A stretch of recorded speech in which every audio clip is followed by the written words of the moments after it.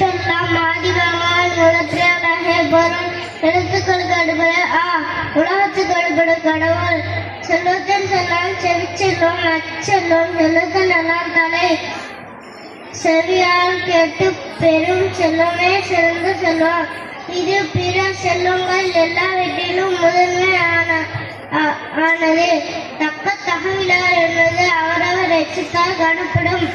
நடுநிலைமை உள்ளவர் நடுநிலைமை இல்லாதவர் உள்ளது அவரவருக்கு பின் புகழாலோ பழியாலோ காணப்படும்.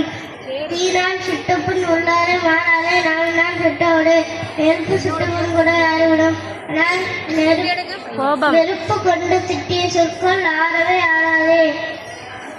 காலத்தினால் செய்த நன்றி சிறுவனையும் ஞானத்தின் மானப்பெரிதே.